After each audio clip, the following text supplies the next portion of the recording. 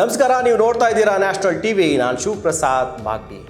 ಬೃಹತ್ ಬೆಂಗಳೂರು ಮಹಾನಗರ ಪಾಲಿಕೆ ಸದ್ಯ ಕಾಂಗ್ರೆಸ್ ಸರ್ಕಾರ ಅಧಿಕಾರಕ್ಕೆ ಬಂದ ಮೇಲೆ DK ಶಿವಕುಮಾರ್ ಅವರು ಬೆಂಗಳೂರು ಸಚಿವರಾಗಿ DCM ಆಗಿ ಅಧಿಕಾರವನ್ನು ಸ್ವೀಕಾರ ಮಾಡಿದ ಮೇಲೆ BBMPನ ತೆಗೆದು ನಾನು GBA ಮಾಡ್ತೀನಿ ಅಂತ ಹೇಳ್ತಾ ಇದ್ರು. ಅದೇ ರೀತಿಯಾಗಿ GBA ಗ್ರೇಟರ್ ಬೆಂಗಳೂರು ಪ್ರಾಧಿಕಾರವನ್ನು ಮಾಡಿ ಒಟ್ಟು 5 ಮಹಾನಗರ ಪಾಲಿಕೆಗಳನ್ನು 5 ಪಾಲಿಕೆಗಳನ್ನಾಗಿ ಮಾಡಿದೆ. ಆದರೆ ಇದೆಲ್ಲ ಪ್ರಶ್ನೆ, ಯಾಕೆಂದರೆ 2020 ಸೆಪ್ಟೆಂಬರ್ 10ಕ್ಕೆ BBMPಯ ಪಾಲಿಕೆಯ ಸದಸ್ಯರ ಅಧಿಕಾರ ಅವಧಿ ಮುಗಿದಿತ್ತು. ಅಲ್ಲಿಂದ ಇಲ್ಲಿವರೆಗೂ 5 ವರ್ಷ ದಾಟಿ 6ನೇ ವರ್ಷ ಕಾಲಿಟ್ಟಿದೆ. ಅಲ್ಲಿಂದ ಇಲ್ಲಿವರೆಗೂ ಎಲೆಕ್ಷನ್ ನಡೆದೇ ಇಲ್ಲ. ಈ ಹಿಂದೆ ಇದ್ದಂಥ BJP ಸರ್ಕಾರ ಕೂಡ ಅಷ್ಟೇ ಎಲೆಕ್ಷನ್ ಮಾಡಿಬಿಡ್ತೀವಿ ಅಂತೇಳಿ ಕಡೆಗೆ ಮುಂದಕ್ಕೆ ಹಾಕಿದ್ರು. ಅದಾದಮೇಲೆ ಅಧಿಕಾರಕ್ಕೆ ಬಂದಂಥ ಕಾಂಗ್ರೆಸ್ ಸರ್ಕಾರ ನಾವಿಲ್ಲ, ಜನಸಂಖ್ಯೆ ಜಾಸ್ತಿ ಆಗಿದೆ, ಬೆಂಗಳೂರು ದೊಡ್ಡದಾಗಿದೆ, ಹೀಗಾಗಿ ಇದನ್ನು ದೊಡ್ಡ ಒಂದು ಪಾಲಿಕೆ ಆಗಿರೋದ್ರಿಂದಾಗಿ ವಿಂಗಡಣೆ ಮಾಡ್ತೀವಿ ಅಂತ ಹೇಳಿ ಈ ಹಿಂದೆ BJPನವ್ರು 8 ಮಾಡ್ತೀವಿ ಅಂತ ಹೇಳಿದ್ರು. ಕಾಂಗ್ರೆಸ್ನವರು 5 ಮಾಡಿ ಈಗ GBA ಮಾಡಿದ್ದಾರೆ. ಇದೆಲ್ಲ ಆಯಿತು. ಎಲೆಕ್ಷನ್ ಯಾವಾಗ ಅಂತ ಇದ್ರು. ಈ BBMP ಈಗಿನ GBA ಎಲೆಕ್ಷನ್ ಮುಂದೆ ಹೋಗೋದಕ್ಕೆ ನೇರ ಕಾರಣ ಶಾಸಕರು ಯಾಕಪ್ಪ ಅಂತಂದರೆ ಶಾಸಕರೇ ಅಡ್ಗಾಲಾಗ್ತಾ ಇದ್ರು. ಜೊತೆಗೆ ಹಿಂದೆ ಇದ್ದಂಥ BJP ಸರ್ಕಾರಕ್ಕಾಗಲಿ ಕಾಂಗ್ರೆಸ್ ಸರ್ಕಾರಕ್ಕೆ ಎಲೆಕ್ಷನ್ ಆಗೋದು ಬೇಕಾಗಿಲ್ಲ. ಎಲೆಕ್ಷನ್ ಆಯಿತು ಅಂತಂದರೆ ಪಾಲಿಕೆ ಸದಸ್ಯರು ಉಟ್ಕೊಳ್ತಾರೆ, ಬರುವಂಥ ಅನುದಾನಗಳಲ್ಲಿ ಅವ್ರಿಗೂ ಕೂಡ ಕೊಡಬೇಕಾಗತ್ತೆ, ಬರುವಂಥ ಪರ್ಸೆಂಟೇಜ್ ಕಮಿಷನ್ನು ಅವ್ರಿಗೆ ಯಾಕೆ ಡಿವೈಡ್ ಮಾಡೋದು, ನಾವೇ ಉಣ್ಕೊಂಡು ಆರಾಮಾಗಿರೋಣ ಅಂದ್ಕೊಂಡು ಅವರು ಕೂಡ ಇದ್ರ ಬಗ್ಗೆ ಈ ಒಂದು ಎಲೆಕ್ಷನ್ ಆಗೋದೇ ಬೇಡ ಅನ್ನುವಂಥ ಮನಸ್ಥಿತಿನಲ್ಲಿ ಸರ್ಕಾರಗಳು ಇದ್ದು ಶಾಸಕರು ಕೂಡ ಇದ್ದರು.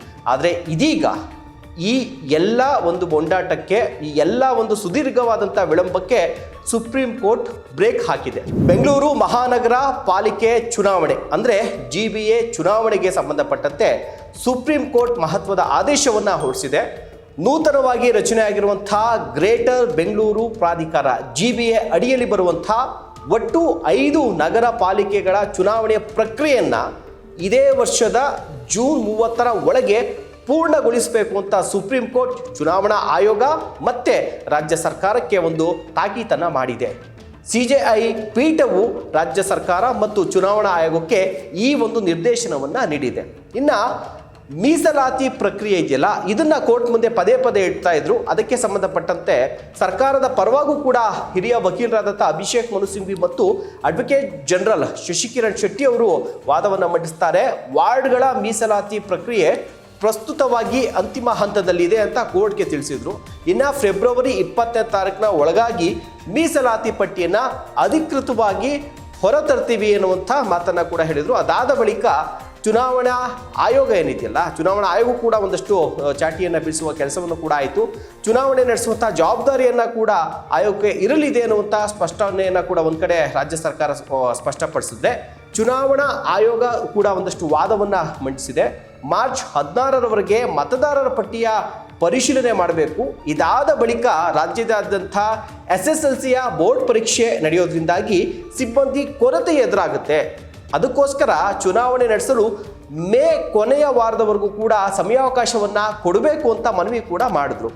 ಸಂಪೂರ್ಣ ಪ್ರಕ್ರಿಯೆ ಮುಗಿಸೋದಕ್ಕೆ ಜೂನ್ವರೆಗೂ ಸಮಯ ಬೇಕಾಗುತ್ತೆ ಅಂತ ಆಯೋಗ ಸುಪ್ರೀಂ ಕೋರ್ಟ್ಗೆ ವಿವರಿಸಿತು. ಈ ಎಲ್ಲ ವಾದವನ್ನು ಆಲಿಸಿದಂಥ ಸುಪ್ರೀಂ ಕೋರ್ಟ್ ಜೂನ್ 30ರ ಒಳಗೆ ಯಾವುದೇ ಕಾರಣಕ್ಕೂ ವಿಳಂಬ ಮಾಡದೆ ಚುನಾವಣೆ ಪ್ರಕ್ರಿಯೆಯನ್ನು ಪೂರ್ಣಗೊಳಿಸಬೇಕು ಅಂತ ಒಂದು ಖಡಕ್ಕಾಗಿ ಆದೇಶವನ್ನು ಮಾಡಿ ಗಡುವನ್ನು ಕೂಡ ನೀಡಿದೆ.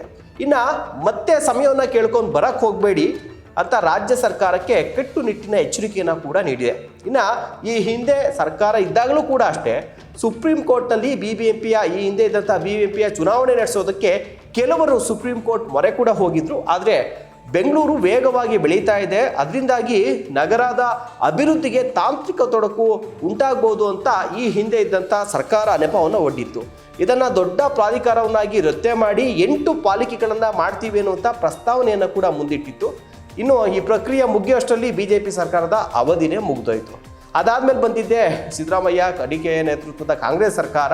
ಇವರು ಕೂಡ ಅಷ್ಟೇ ಗ್ರೇಟರ್ ಬೆಂಗಳೂರು ಪ್ರಾಧಿಕಾರವನ್ನು ರಚನೆ ಮಾಡ್ತೀವಿ ಅಂತ ಹೇಳಿದರು. ಅದೇ ರೀತಿಯಾಗಿ 5 ನಗರ ಪಾಲಿಕೆಗಳನ್ನಾಗಿ ಮಾಡಿ ಚುನಾವಣೆಯ ಒಂದು ಗತಿಯನ್ನು ಆಮೆಗತಿಯಲ್ಲೇ ಸಾಗಿಸ್ತಾ ಹೋಗ್ತಾ ಇದ್ರು. ಆದರೆ ಇವತ್ತು ಕೋರ್ಟ್ ರಾಜ್ಯ ಸರ್ಕಾರಕ್ಕೆ, ಈ ಹಿಂದೆ ಇದ್ದ ಸರ್ಕಾರ, ಈಗಿರುವಂಥ ಸರ್ಕಾರ ಮತ್ತು ಚುನಾವಣಾ ಆಯೋಗಕ್ಕೆ ಅಂತಿಮವಾದಂಥ ಒಂದು ಗಡುವನ್ನು ನೀಡಿದೆ. ಇತ್ತೀಚೆಗೆ ಮೀಸಲಾತಿಯ ಒಂದು ಪಟ್ಟಿಯನ್ನು ಕೂಡ ಬಿಡುಗಡೆ ಮಾಡಿದೆ. ಆ ಪಟ್ಟಿಯೊಳಗಡೆ ಈಗ ಆಲ್ರೆಡಿ ಸಾಕಷ್ಟು ಅಸಮಾಧಾನ ಇದೆ. ಕಾಂಗ್ರೆಸ್ನವರು ಎಲ್ಲಿ BJP JDS ಕ್ಯಾಂಡಿಡೇಟ್ಗಳು ಗೆಲ್ಲುವಂಥ ಕ್ಯಾಂಡಿಡೇಟ್ ಇದ್ದರು ಅಲ್ಲೆಲ್ಲ ಈಗ ಪುರುಷರು ನಿಂತಿದ್ದರಲ್ಲಿ ಮಹಿಳೆಯರು ಅಂತ ಮಾಡಿದ್ದಾರೆ. ಸಾಮಾನ್ಯ ವರ್ಗ ಇರುವಂಥ ಕಡೆಯಲ್ಲಿ SC ST ಮೀಸಲಾತಿಯನ್ನು ತಂದಿದ್ದಾರೆ. ಹೀಗಾಗಿ ಅವರ ಪಾರ್ಟಿಗಳು ಎಲ್ಲಿ ಗೆಲ್ಲಬೇಕೋ ಆ ರೀತಿಯಾಗಿ ಒಂದು ಇದನ್ನು ರಚನೆ ಮಾಡಿದ್ದಾರೆ ಮೀಸಲಾತಿಯನ್ನು ಅನ್ನುವಂಥ ಆರೋಪಗಳು ಕೂಡ ಈಗ ಕೇಳಿ ಬರ್ತಾ ಇದೆ ದೊಡ್ಡ ಮಟ್ಟದಲ್ಲಿ. ಹೀಗಾಗಿ ಅದಕ್ಕೆ ಒಂದು 15 ದಿನಗಳ ಕಾಲ ಗಡುವು ಕೂಡ ಇದೆ, ಅದಕ್ಕೆ ಆಕ್ಷೇಪ ಕೂಡ ಹಾಕ್ಬೋದು. ಹೀಗಾಗಿ ಯಾರಾದರೂ ಇದರಲ್ಲಿ ಇರುವಂಥ ಕ್ಯಾಂಡಿಡೇಟ್ಗಳು ಸ್ಥಾನ ತಪ್ಪುವಂಥ ಸಾಧ್ಯತೆ ಇರುವಂಥ ಕ್ಯಾಂಡಿಡೇಟ್ಗಳು ಮತ್ತೆ ಕೋರ್ಟ್ ಮೊರೆ ಹೋದರೆ ಈ ಒಂದು ನೆಕ್ಸ್ಟ್ ಕೋರ್ಟ್ ಅದನ್ನು ಯಾವ ರೀತಿಯಾಗಿ ಪರಿಗಣಿಸುತ್ತೆ. ಈಗ ಅವರು ಕೂಡ ನಮ್ಗೆ ಅನ್ಯಾಯ ಆಗ್ತಿದೆ ಅಂತ ಹೋದಾಗ ಕೋರ್ಟ್ ಅವರ ಮನವಿಯನ್ನು ಕೂಡ ಪುರಸ್ಕಾರ ಮಾಡಬೇಕಾಗತ್ತೆ. ಅವರ ಮನವಿಯನ್ನು ಪುರಸ್ಕಾರ ಮಾಡಿದ್ರೆ ಅದು ಮತ್ತೆ ವಾದ ಪ್ರತಿವಾದಗಳು ಆಗಿ ಮುಗಿಯೋದಕ್ಕೆ ಇನ್ನೊಂದಷ್ಟು ದಿನ ಮುಂದೂಡುವಂಥ ಸಾಧ್ಯತೆ ಇರುತ್ತೆ. ಅಥವಾ ಇವ್ಯಾವೂ ಕೂಡ ಪರಿಗಣಿಸದೆ ಈ ಪ್ರಜಾತಂತ್ರ ವ್ಯವಸ್ಥೆಯಲ್ಲಿ, ಒಂದು ಪ್ರಜಾಪ್ರಭುತ್ವ ವ್ಯವಸ್ಥೆಯಲ್ಲಿ ಚುನಾವಣೆ ನಡೀಲೇಬೇಕು. ಈಗ ಆಲ್ರೆಡಿ 5 ವರ್ಷ 6ನೇ ವರ್ಷ ಕಾಲಿಡ್ತಾ ಇದೆ. ಹೀಗಾಗಿ ಅದನ್ನು ಪರಿಗಣಿಸಿ ಏನಾದ್ರು ಕೂಡ ಇವೆಲ್ಲವನ್ನು ಕೂಡ ಯಾರು ಮನವಿಯನ್ನು ಸಲ್ಲಿಸ್ತಾರೆ ಅವನ್ನೆಲ್ಲವೂ ಕೂಡ ವಜಾ ಮಾಡಿ ಈ ಏನು ಹೇಳಿದಂಥ ಏನಿದೆಯಲ್ಲ ಜೂನ್ ಅಂತ್ಯದೊಳಗಡೆ ಆಗಬೇಕು ಅಂಥೇಳಿ ಅಲ್ಲಿಗೆ ಚುನಾವಣೆ ನಡೆಯುತ್ತಾ ಅನ್ನುವಂಥ ಒಂದು ಪ್ರಶ್ನೆ ಕೂಡ ಇದೆ. ಸೊ ಈಗಿರುವಂಥ ಪರಿಸ್ಥಿತಿಯಲ್ಲಿ ಚುನಾವಣೆ ನಡಿಬೇಕು. ಯಾಕೆಂದರೆ ಇರುವಂಥ ಒಬ್ಬ ಶಾಸಕ ಅವರ ಕ್ಷೇತ್ರದಲ್ಲಿ 10ರಿಂದ 12 ವಾರ್ಡ್ಗಳು ಬರುತ್ತೆ. ಆ 12 ವಾರ್ಡ್ಗಳಲ್ಲಿರುವಂಥ ಎಲ್ಲ ಸಮಸ್ಯೆಗಳನ್ನು ಬಗೆಹರಿಸಬೇಕು ಅಂತಂದರೆ ಶಾಸಕರು ಒಬ್ಬರು ಕೈಯಲ್ಲಿ ಸಾಧ್ಯ ಆಗೋದಿಲ್ಲ. ವಾರ್ಡ್ಗೊಬ್ಬರು ಕಾರ್ಪೊರೇಟ್ರು ಅನ್ನುವಂಥದ್ದು ಇರಲೇಬೇಕಾಗುತ್ತೆ.